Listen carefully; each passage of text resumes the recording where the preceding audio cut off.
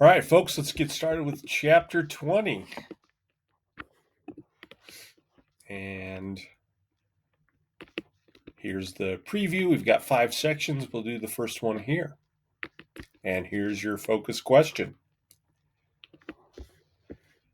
The chief business of the American people, said Calvin Coolidge, who was president after Warren G. Harding's death in 1923, is business. Economic expansion, partnership between business and government, and business values seemed greater in the 1920s than at any previous point in American history. After the post-war recession receded in 1920, the decade was one of extraordinary prosperity. Productivity and output skyrocketed as new industries such as chemicals and electronics grew and older industries adopted Ford's moving assembly line.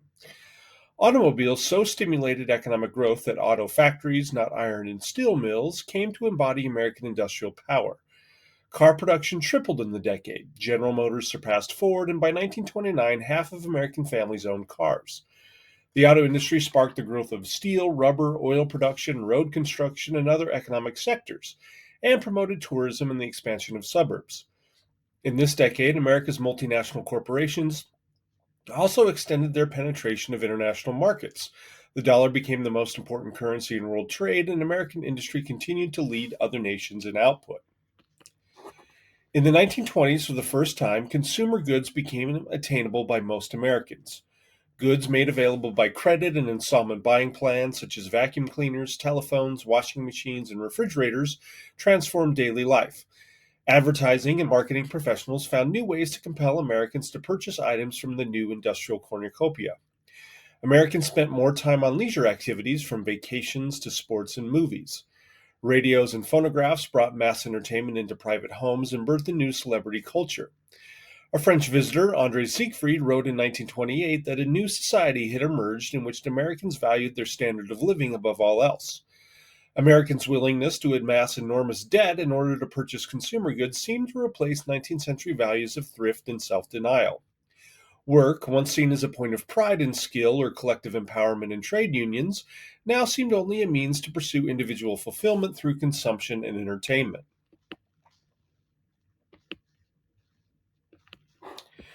Despite the abundance of mass consumer society, the fruits of economic expansion were very unequally distributed. Real wages rose by 1/4 between 22 and 29, but corporate profits rose at more than twice this rate, and economic concentration continued, with a smaller number of firms and banks controlling greater shares of industry and finance. In early 1929, the share of national income of the wealthiest 5% of American families exceeded that of the bottom 60%. The majority of families had no savings, and 40% of Americans lived in poverty, unable to enjoy the new consumer economy. Improved productivity allowed goods to be made with fewer workers, and while employment grew in some sectors, such as retail and education, manufacturing employment dropped significantly for the first time in American history. Deindustrialization began in the old industrial Northeast as business moved south to take advantage of cheaper and non-union labor. Farmers were also excluded from prosperity. American agriculture had reached its zenith in World War I, when Europe's need for food and government policies had kept farm prices high. But increasing mechanization and the use of fertilizer and pesticides elevated output even as world demand stagnated, steadily reducing farm incomes and compelling tens of thousands of farm foreclosures. In the 1920s, for the first time in U.S. history, the number of farm and farmers declined. Extractive industries such as mining and lumber also suffered from overproduction in the world market. Even before the 1930s, rural America was suffering from economic depression. The decade of the 20s, however, was not simply a period of decline, but also one of significant technological change. The mechanization of agriculture accelerated dramatically, and new inventions like the steam tractor and the disc plow encouraged an increase in the scale of agriculture. This increase demanded a workforce, and the far west impoverished labor force was mainly supplied by Mexicans. On the Great Plains, extensive plowing and the ignoring of environmental risks set the stage for the Dust Bowl of the 1930s. Although high unemployment crippled much of Europe in the 1920s, America's high wages, efficient industry, and mass consumption projected a magical image of American wealth and permanent prosperity across the world. The Committee on Public Information's propaganda campaigns during World War I persuaded advertisers that it was possible to sway the minds of whole populations. and many businesses established public relations departments to defend corporate practices and win over a distrusting public. They successfully changed public attitudes toward Wall Street. Congressional hearings from 1912 to 1914, held by Representative Arsène Pujol of Louisiana, had exposed the big Wall Street banks' manipulation of stock prices and strengthened popular views that investors were fleeced in the stock market. By the 1920s, however, with stock prices rising, the market gained more investors, and by 1928, 1.5 million Americans owned stock, more than any previous time in U.S. history. With the defeat of the 1919 labor revolt and the dissolution of wartime regulations, business used the language of Americanism and industrial freedom against unions. Some corporations in the 1920s adopted new styles of management called welfare capitalism, in which they offered employees private pensions, medical insurance plans, job security, and leisure programs.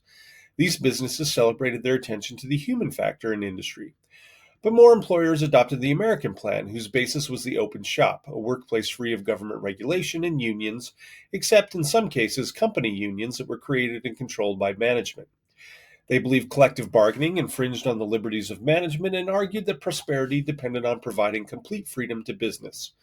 Public relations campaigns linked unionism with socialism and sinister foreigners, and even the most forward-looking companies hired strikebreakers and detectives and blacklisted union members to prevent or defeat unions and strikes. In this hostile environment, unions lost more than 2 million members and capitulated to employer demands in order to prevent their annihilation. Like unions, feminists tried to adapt to the new conservative atmosphere of the 1920s. Suffrage in 1920 ended the ties of solidarity that had united various groups of women reformers. Black feminists now insisted that the movement demand the enforcement of the 15th Amendment in the South, but white activists offered little support. Long-standing divisions between two competing conceptions of women's freedom, one based on motherhood and the other on individual autonomy and the right to work, now took shape in a debate over an Equal Rights Amendment to the Constitution, which was advocated by Alice Paul and the National Women's Party. The proposed amendment would eliminate all legal distinctions on account of sex. Paul argued that now that women had the vote, they no longer needed special legal protections and instead needed equal access to employment, education, and other opportunities. But women reformers who supported mothers' pensions and laws limiting women's work hours, which the ERA threatened to dismantle, vehemently opposed the ERA. Every major women's organization other than the National Women's Party opposed the amendment. The ERA campaign failed, and in 1929, Congress repealed the Shepard-Towner Act of 1921, which had offered federal assistance to programs for infant and child health.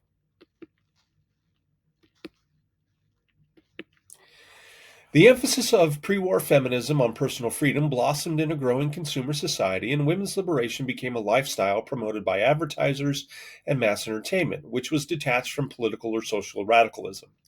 Sexual freedom now meant individual autonomy or personal rebellion.